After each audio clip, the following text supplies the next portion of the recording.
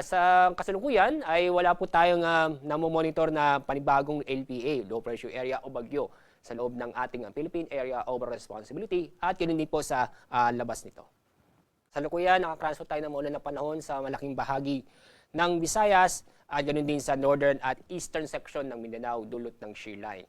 At sa ating lagay na panahon ngayong araw, halos buong Luzon ay makakaranas ng maulap na kalangitan.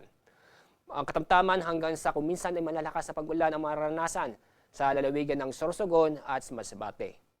Mahihinang pag-ulan naman ang mararanasan ngayong araw sa malaking bahagi ng Cordillera, Cagayan Valley, Aurora, Quezon, at ganoon din sa lalawigan ng Occidental Mindoro at Marinduque. Samantala, itong lalabing bahagi ng Luzon kasama Metro Manila ay magiging bahagyang maulap hanggang sa maulap ang kalangitan. At masisilayan po natin si Haring Araw. Pero may tsansa pa rin ng mga sandaling mahihinang pag-ulan. Buong Visayas, asahan po natin ngayong araw ang maulap na kalangitan.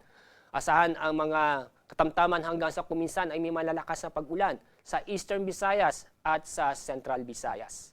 Mahinang pag-ulan naman ang maranasan sa lalabing bahagi ng Visayas.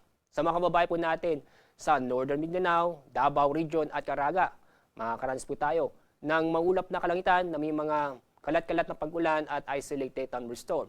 Ang mga pag-ulan nito ay maaari pong katamtaman hanggang sa kuminsan ay malalakas na pag-ulan. Sa lalabing bahagi ng Mindanao, inyong mapapansin, bahagyang maulap hanggang sa maulap ang kalangitan. Masisilayan po si Haring Araw, pero may tsansa pa rin ng mga isolated na mga pag-ulan dulot ng thunderstorm.